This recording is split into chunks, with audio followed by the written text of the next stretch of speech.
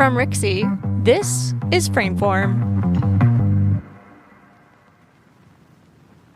Hello, everyone, and welcome to another Wednesday of Frameform. Claire, Jen, how are you all today? Hanging in there. Just getting over the Wednesday. I guess getting over Hump Day, as they all say. You know, I do love that this is a weekly show because it's now become Frameform Day. So Yeah, I'm doing pretty great. Day. Frameform I like Day. that. Every week, every Wednesday is Frameform Day. It's the holiday that is not in your calendar. Finally, something you can count on. Just kidding. Well, today we have a show for y'all talking about dance television shows. And I'm gonna just stop there before I go any deeper because I want to know what y'all are watching these days. Movies, YouTube, television. What's going on in your queue? I mean, I think that you guys might be sick of me, ranting about F1 at this point, but there's one YouTube channel that I love called Chain Bear Channel, which basically is a channel that analyzes, different racing incidents and different racing techniques. And there's kind of they show different diagrams of how cars can overtake each other, because unlike a NASCAR, unlike an Indy car, Formula One overtaking, where one car tries to drive past the other car, is actually quite rare and quite specialized. And there is kind of a sense of choreography to it. And so it's always interesting seeing those in-depth. Claire, how did you get into something like a deep cut like this? That's fascinating. Well, my dad's a Formula One fan, and I actually grew up, waking up at 5 a.m. to watch races in Europe, and he actually lived in Brazil for a few years in the 80s when Ayrton Senna was really huge. And for those of you who don't know, Ayrton Senna is considered a religious icon. Exactly, a deity, basically. It's funny how Brazil tends to do that with their sports celebrities. Yeah. I'm saying that from experience in my own home. I was always like, what is this fanaticism? Yeah. Wow. So yeah, got into that. And I haven't gotten into everything my dad's completely obsessive about. He's the kind of person who'll wake up at 3 a.m. to watch a skiing tournament sort of things. And I know he's listening to this because he listens to the show religiously. But so I just want to say, Dad, I love you. And thank you for passing your obsessions on. And what an amazing child you've been born and raised. So, Jen, anything in your queue?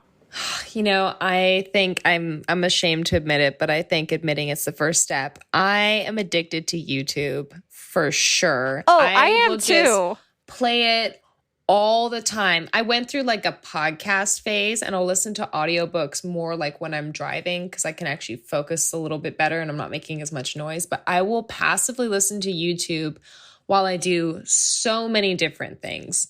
So just a lot of YouTube browsing. I do like watching trailers for stuff coming out. I'm excited for West Side Story, obviously. This December. It was very much worth it to wait for the cinematic release and be able to see it in theaters. I'm so excited for that. And I think that kind of, that's going to actually connect with a few of the things we're going to mention today, where you have people like us that are on the inside, know that we love dance, we identify, or film and identify as this kind of person.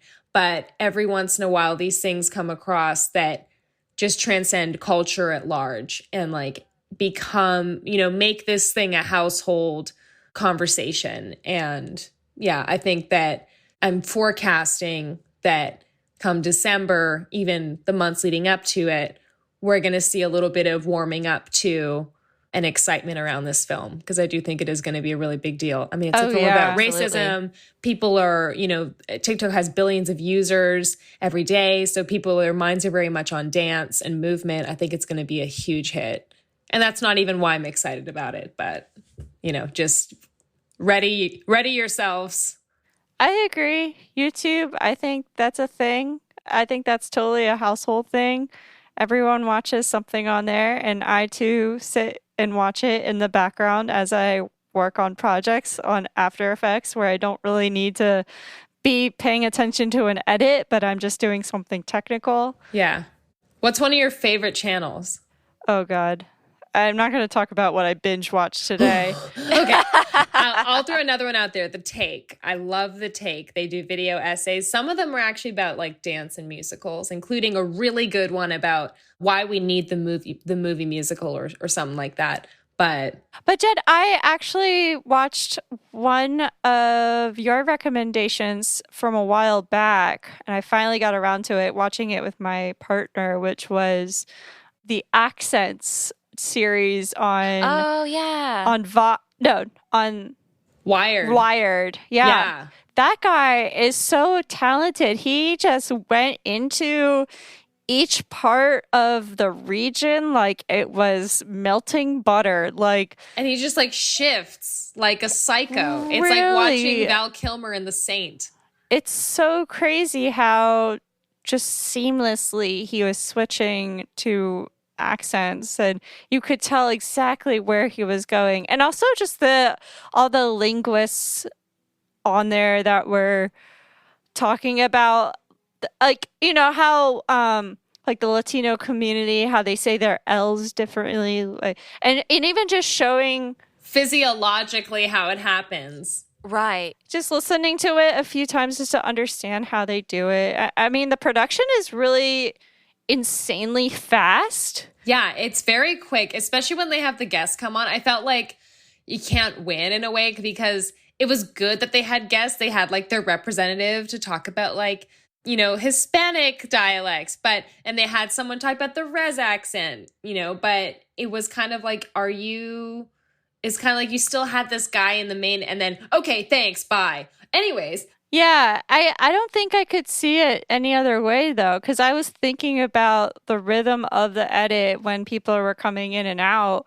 and I thought it would be too weird because all these people were, you know, zooming in to these kind of segments about what they, you know, are knowledgeable in. Yeah. It works. It works for web video, you know, and that's what YouTube does. Maybe we should link to this in the show notes so people can see. It's a 3-part video series on dialects in North America. It's fascinating. It's really cool. Mike really liked it a lot. The weirdest part for me was that in North Carolina, there's an island where they actually have a very Canadian accent. Because he did the accent first. I was like, I know that sound. But I've been he's there. not in the right part of the country yet. I would go there like a lot during the summer. And yeah, Ocracoke Island, you take a ferry to it and it's very small. But honestly, like when I was younger, I didn't really notice that. And there is actually quite a few, not quite a few, there's quite a number of Canadians that go down to the Outer Banks from Ontario and like just that eastern Canada side of the region. Yeah. So it's not surprising when that came up. But yeah, it's definitely, you know, I think it's just all the pirates that were coming in and taking over the island and all of that. Because the way he described it, it sounded like a pirate. Yeah, a bit of a British flair. Nice. Oh my gosh. I don't want to, you know, drag this segment too long, but the one dialect, or I guess the one like obscure language I'm always fascinated about is Texas German, which apparently like was a dialect that originated from German immigrants in like the late 1800s. So apparently when present day German speakers go and listen to people in Texas speak German, they say, oh, well, this sounds like really old-timey language. Or like a great restaurant, Texas German. Oh, yes. Well, with all that, let's move forward to our topic of today. As I've mentioned, we're talking about dance television shows, and I'm not just talking about Dance Moms that everyone is so eager about, but we're specifically looking at the social and the competition dance television shows. There's quite a number of them. You could probably count a couple on your hand. But we're going to talk about the positives, the negatives, the production, all that jazz. Yeah, it's interesting to see the trajectory of dance shows and sort of seeing the trajectory of competition shows and just how inundated nowadays that competition TV is. It almost seems like prime time is almost exclusively dedicated to that. And it's interesting to see. I mean, I guess for a casual watcher, if they're watching something and they need a storyline to attach to, or they need something to really latch onto for the span of an hour, then a competition TV show is a quick way to do that, or quick distraction. And that in some way that has positive implications as far as, maybe this is the first time or maybe the only time someone might be seeing dance, but also in that quick moment, it's going to give them a very limited, narrow impression of dance. So before we zoom in and hop aboard the hot tamale train to specific shows, let's just talk about dance for TV in general. When have we seen it? I mean, this show, Frameform, the idea of keeping it vague and saying like frame could be TV frame, cinema frame, body frame, which form is it? Keeping it open in the show, we've kind of already primed for the idea that we can have a serious intellectual conversation considering like what the meaning of dance on TV is and really looking at the influence that it's had on culture. As I was saying earlier about West Side Story, there's these times where something gets so big that it affects market trends. And I think that it was really difficult, but we did narrow down to a few shows we want to talk about today. But before we do that, let's just talk in general about dance on TV. So Hannah and Claire, what has your experience been with seeing dance on TV, or how do you think that dance on TV is something that's really significant that we need to consider? Well, my first experience seeing dance on TV actually came in the form of like PBS shows that featured dance, and usually like PBS shows that featured these live performance captures of dance. And if we're looking at the history of how dance has been shown on TV, I suppose a lot of the early history has to do with either studio captures or captures of dance that were screened for general audiences who couldn't access these forms in person. Along those lines, like they're really capturing something in a very specific context, like in its stage context. And the second you take dance out of the stage, like you're taking it out of context. And while that could be enriching for a lot of viewers, it also means a lot of viewers are watching something that wasn't fundamentally made for TV. So, I mean, I religiously watched these shows because if there was any dance that showed up on TV when I was younger, it was usually in the form of these longer performance captures. And then 2005-ish came along. Which we know has been like, it's the peak cultural year we've pretty much identified. Yes, mid-2000s came along. Culture as a whole just got dumb. And a show called So You Think You Can Dance appeared on TV. Now we're going to go deep into So You Think You Can Dance and all the bells and whistles and reverberations that it's caused. But Hannah, what was your intro to watching dance on TV? Honestly, I have very negative emotions when it comes to stuff like this. I mean, watching dance on a screen as a child, I was watching, VHSs, and that were probably PBS performances.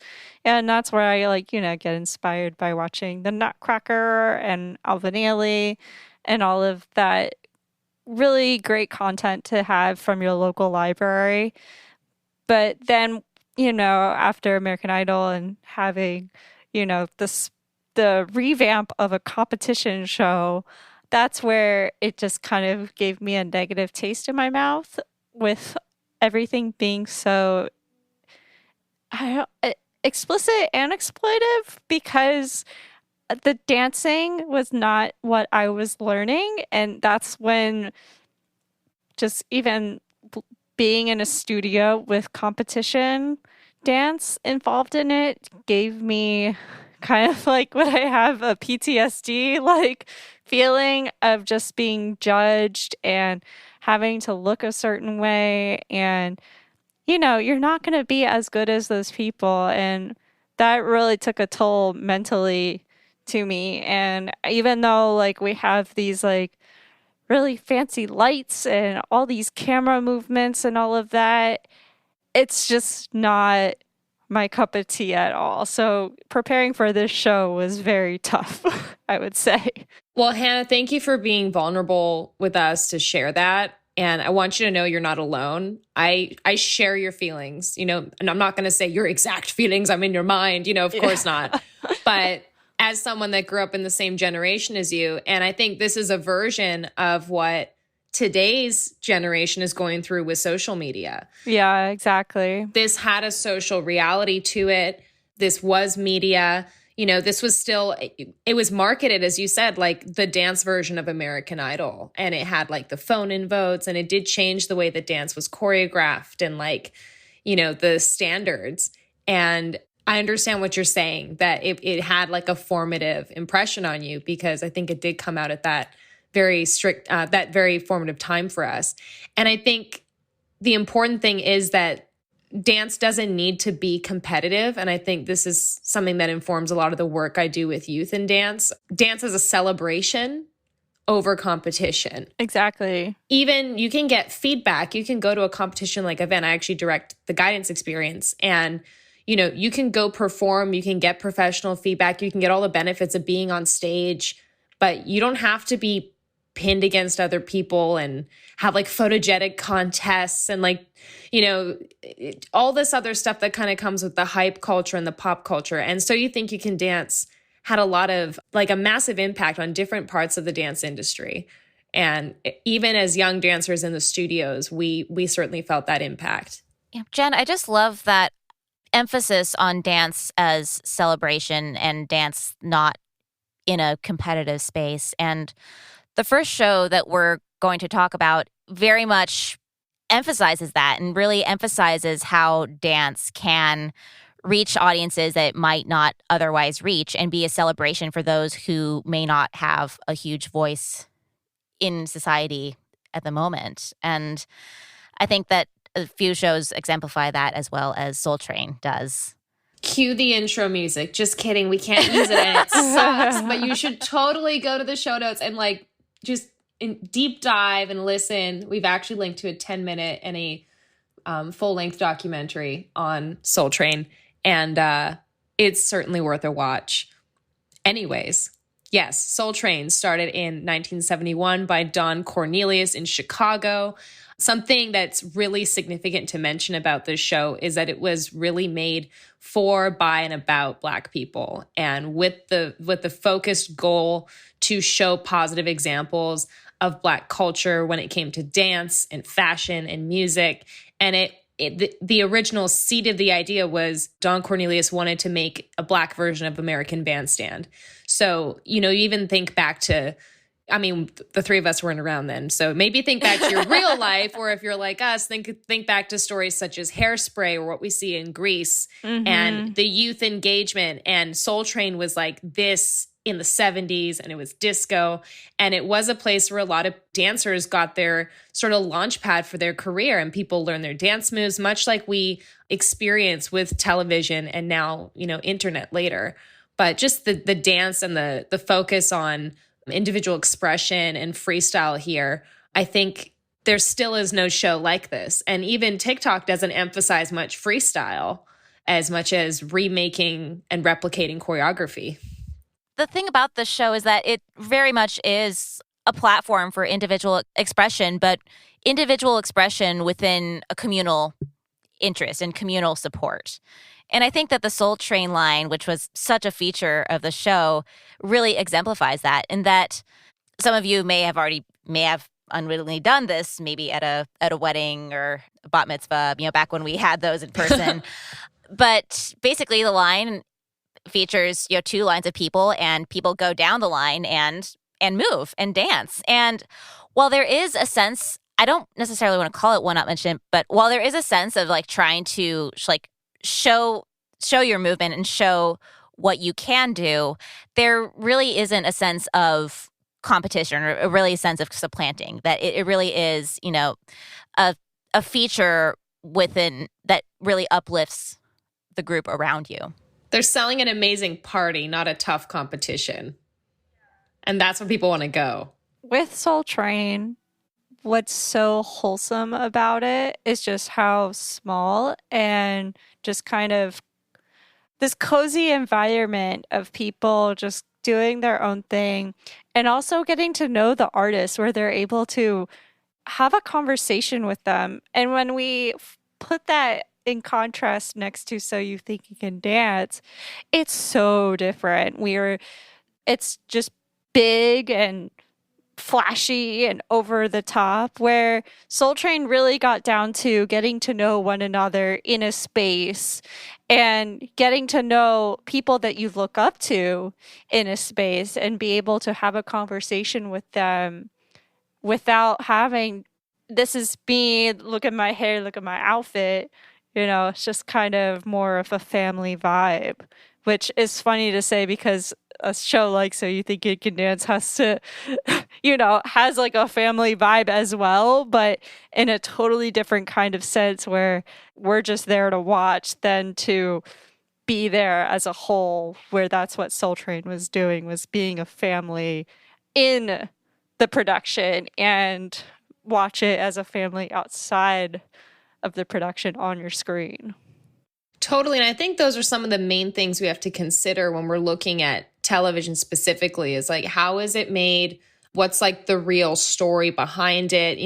And especially like, I'm glad that we're not talking about reality TV shows here, because that's just like sorting through gossip columns and like hearsay. And it's just, I don't want to go down those rabbit holes. So I'm glad we're not talking about those kinds of dance shows. But with something like Soul Train, and especially, we're not comparing it to So You Think, but we're talking about them both today. So I think two kind of big questions I have for you are, how has the tech changed over time? Like, how are they filmed differently based on when they were made?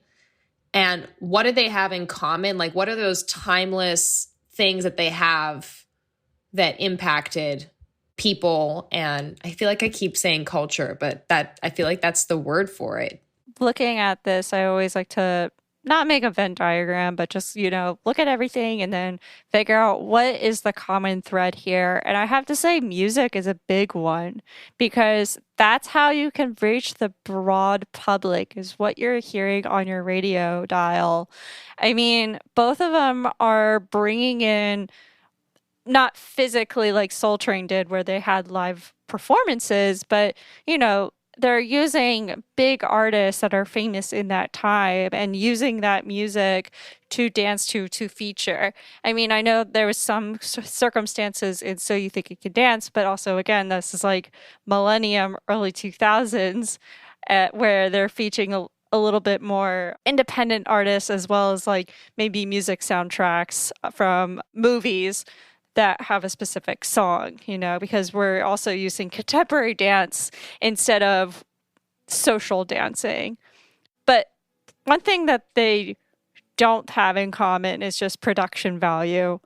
Like I was saying earlier, it was very cozy in Soul Train, and it was more about just the people. Those opening credits, though, Hannah. I mean, those opening credits, my God, that's a whole different story. I'm talking about what the live camera is doing. Brilliant, yeah. The potato cam. But it's all about production when it comes to So You Think You Can Dance, because that's what's going to sell a viewer. If it was just one camera, like a proscenium space, because technically they are in a proscenium space, that would be boring. And that's why I also don't like the show, is because this is a performance that I'm meant to see in person, not to see it on, like, at the time, a glass television screen, like, it doesn't translate the same at all. Well, and this is why I really wanted to talk about specifically So You Think You Can Dance. At some point on Frameform, it was like on my list, and Hannah's like, I don't want to. And I was like, but please, like, it was a form of, it was as close as dance was going to get to a popular sport, like we had something that we could tune into, that we could follow. You could phone in and vote. There was the competition element. And I think that it did change the way that one, mass audiences receive dance. I would be interested to see how many more students registered, not only registered for dance classes, but started taking more dance classes and doing more competitions and thinking like, oh, I want to do that when I'm older. You know, it did sort of change the dance industry, very much like last season when we talked about music videos and how that changed the dance industry.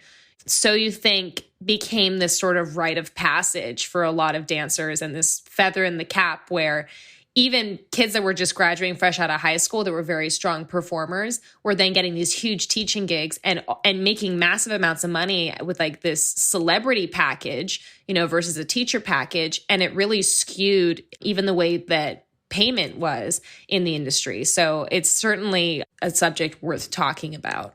But it's not just dance as a platform that we watch on television. There's the other aspects to it that really sold those viewers, which is that reality, that story segment. The fabricated story segments. Where you get to know these dancers and figure out what their journey is and what their background is.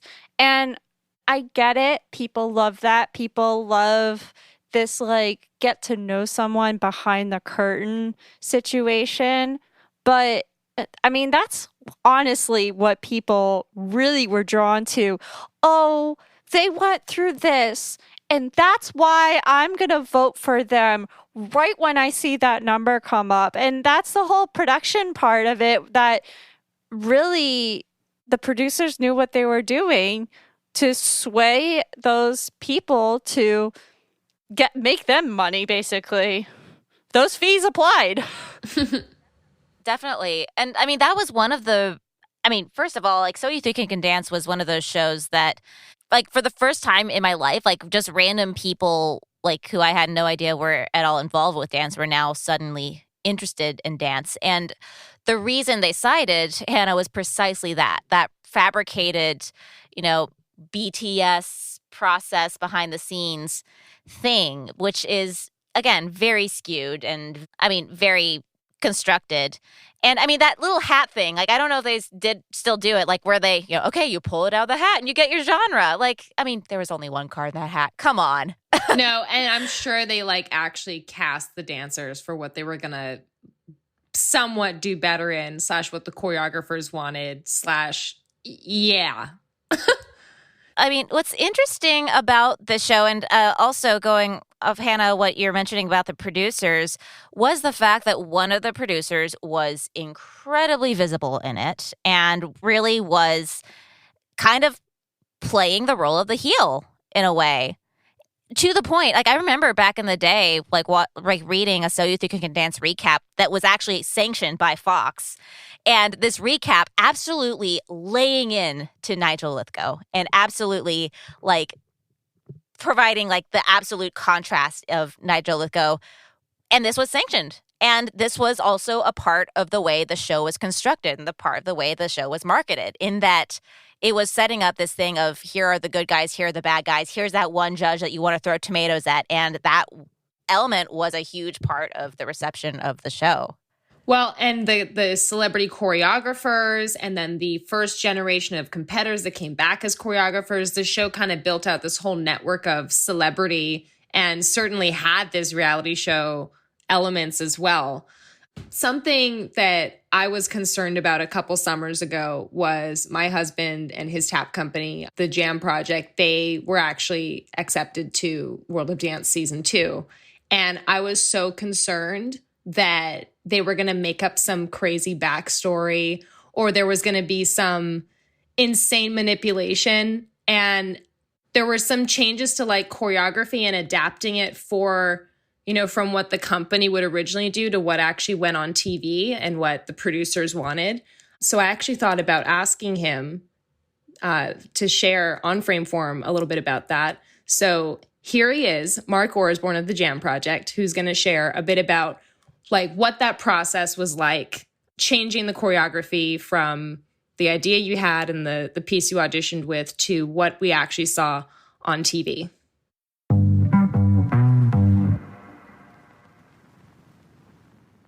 Hey, everybody. How's it going? Thanks so much for having me. I'm excited to kind of talk with you for a couple minutes about my experience at World of Dance and my company's experience. I just want to say before I answer a couple of these questions that I've been listening to the podcast, and I think that you all are doing a great job. You're covering a lot of really important topics, and I've really enjoyed listening to it. So, kudos to all of you. I'm actually very curious to know this, and I'm not sure if you can gauge this yourself, but how familiar did you think the producers actually were with dance? Like how many of them do you think had actually been dancers? And if so, like what kind of style do you think they had? Or do you think that they had absolutely no idea about it and just thought it was another thing to market? So something that made World of Dance a really unique show is that World of Dance as an organization had already existed as a kind of worldwide, dance organization. And so there was already that familiarity with dance going into the show that NBC had picked up. They worked it out with J-Lo. J-Lo already had experience herself as a dancer, so there was already that familiarity. Derek Huff was also a judge. Derek, as you all know, is a dancer himself, created a big name for himself on Dancing with the Stars. Neo was also a judge. Neo, I don't know what his, professional training is, if any, but I do know that, he obviously has been around dance before and can dance, but, he was certainly the one of the three judges that didn't necessarily know how to critique some of the dancing as well as, Derek and J-Lo. We did have contributing choreographers that helped everybody on the show. Tabitha Napoleon, also known as Nappy Tabs, who have been in the industry for a really long time. In fact, they were, at the time that we were on the show, they were actually choreographers for J-Lo's tour. So they were working hand in hand with her, so they were fantastic to work with. And what I really enjoyed about them was that they didn't ask us to stray too far away from what our normal choreography would be. It would just be a couple of moments where they say, okay, no, that step might be too fast or too intricate for people to really understand and make it really palatable. So, they would slow it down. They would have us do something that's more movement driven, that was really good for the camera. It allowed us to make eye contact with the camera, et cetera. So, there were certain moments that they did that with us. And I do think that when it comes to, how it came across on television, it actually was very, very effective. It made it more exciting. There was a live audience there, and it was such a nice experience to be able to have people there watching and kind of cheering us on. So, Mark, I could tell from watching World of Dance, there's a lot of just hype culture in general with these routines. Now, with tap, a very classical form, was that an option that you guys wanted to take? Was to put these kind of, almost TikTok-esque ideas to your style of what the Jam Project does in tap form? And if not, like, why? So that's a really good question, Hannah. And, tap dancers, so many of us are very driven by, the history of tap dance and just the purity of tap dance, dancing with, a live band and a lot of the roots of tap dance coming from jazz music and improvisation. And, I knew that going into this show, there was going to be a lot of conversation around tap dance's place, on that stage and for that quote unquote hype culture. I was really excited to have the opportunity for the Jam Project because it was a chance for people to see tap dance in a accessible way. And it was a really great opportunity to get people engaged with tap dance again and, just continue to, take a step forward, no pun intended, in the right direction, in the future with tap dance. So we're all trying to do our part to make tap more accessible and get people to enjoy it and for it to be accepted in the same way that a hip hop or contemporary would be in present day. So that was a really exciting opportunity. Now, with regard to our approach, our approach is no different than we were for kind of our normal company choreography and performance, which is we already are a really high energy group, and we use very popular music, but not necessarily like real poppy, but we're kind of more classically rock driven, and a lot of people say that we're your dad's favorite tap group, so which is actually true in so many ways. But it was really good opportunity for us to take our style and put it on that stage and see how it was accepted by both the live audience and the audience at home. And I think that it actually went really, really well. It was well received. It was so nice to actually be acknowledged by Derek Huff specifically on season 2's episode 7, I believe, where he kind of took a second to introduce us and say, hey, these guys are some of the best in the industry and they're professionals at what they do, and they mention the history the judges do. And so it was nice that we were able to, kind of maintain some of that integrity, but also be able to do our thing, on that stage and in that kind of like quick hype, type of format. So I think that World of Dance actually did a really, really good job of allowing us to, have both, you know what I mean? So, and approach it both ways.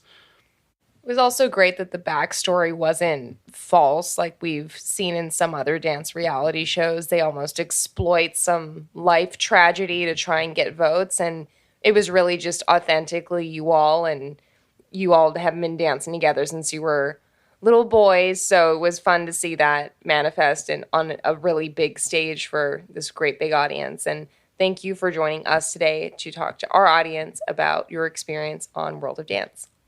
Thank you, Jen. And thank you, Hannah and Claire and the production staff and everybody with Frameform. Again, I think you guys are doing a great job, and thank you so much for having me.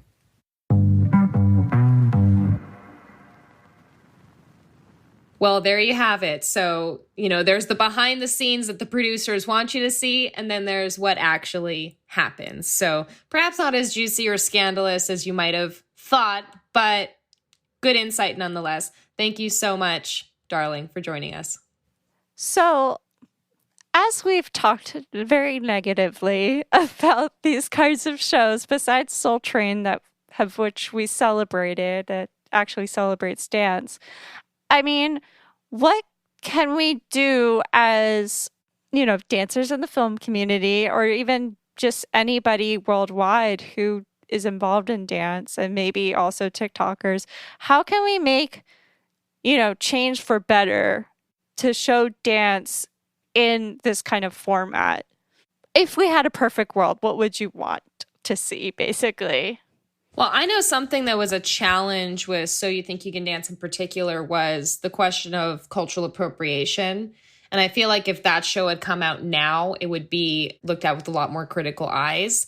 But then again, you had America's Next Top Model, where they were doing insane photo shoots, including wearing blackface. So You Think You Can Dance seems pretty not severe compared to, what was going on in other spots on television. And we're looking at you, Jersey Shore. Anyways. Hey, there's nothing wrong with Jersey Shore here. Hannah's like, can you not come for my favorite show? So, and I think it's really difficult to say, because at the same time, I'm happy that you got to see styles of dance like Bollywood, like on the show season after season, and it was popular. You see it being danced by people that are not Indian, so But at the same time, I wonder if there might be some Indian folks that are like, oh my gosh, this is just so great to see Indian dance on like American popular television. Like so many people are going to take an interest and celebrate this now. But I'm sure there's so many perspectives on this. So where do you think this show would be received now when it comes to those sorts of issues? And what would be like the right way to approach it? I think it would have a microscope on it. I think that it would. I think that any wrong move could have, sent it into a series of, statements and apologies. But what you were saying about like maybe this is a way of someone to have some representation in popular media. And for me, So You Think You Can Dance was the only dance related thing in popular media. And it was kind of at the point where I'm like, well, if this is what it's going to be, may as well accept it. And nowadays, I feel that there is a trend, or there's starting to be a much greater variety of dance-related media. I think we spoke about the series Move on Netflix that really profiles artists and really goes in depth into their different processes and their different backgrounds. And something like that goes in depth rather than reducing these dancers to these figureheads or to these these characteristics, I think is a positive trend forward and will be a net positive for dance as a whole.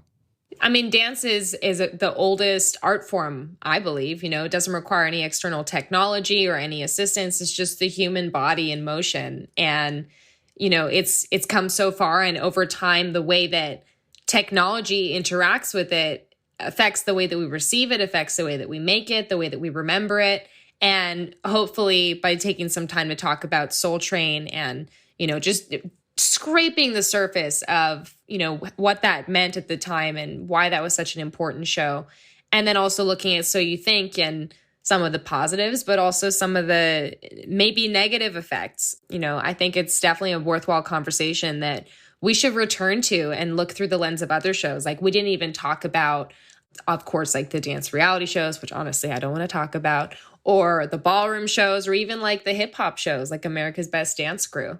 I do want to mention one more thing that is related to what you just said about this dance developing with technology. I think that a huge part of the success of So You Think You Can Dance was the fact that mid-2000s, maybe right on the year, was the year YouTube. Yeah. Boom. Exactly. Yes.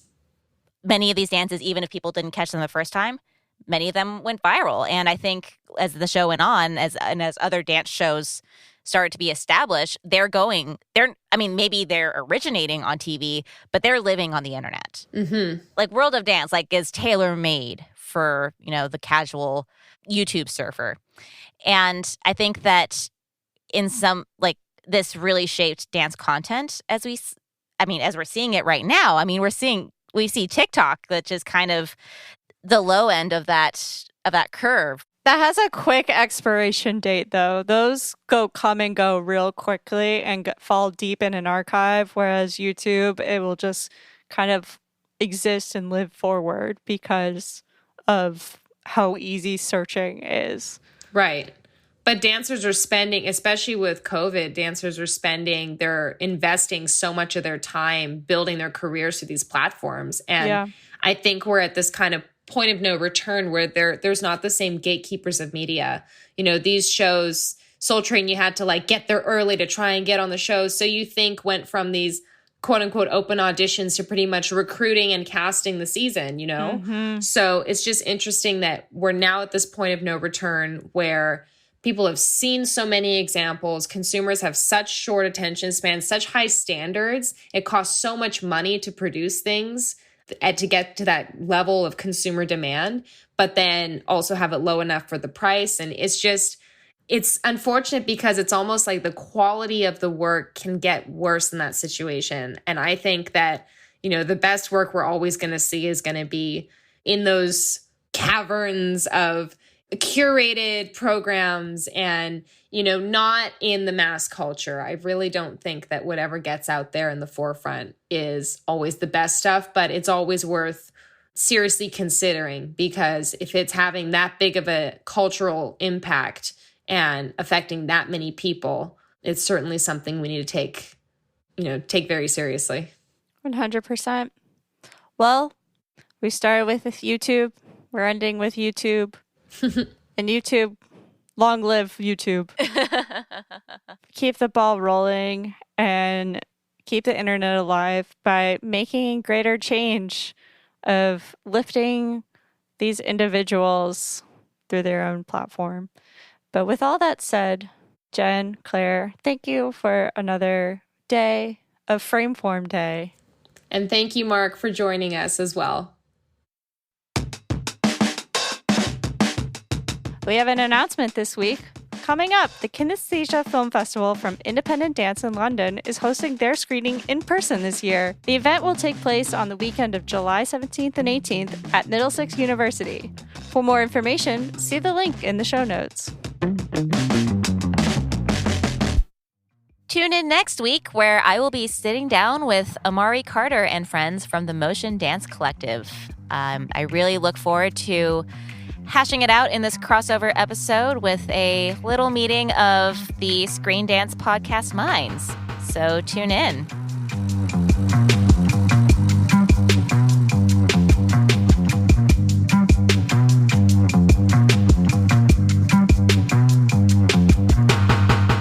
Frameform is a production of Rixie, hosted by Hannah Weber, Jen Ray, and Claire Schweitzer.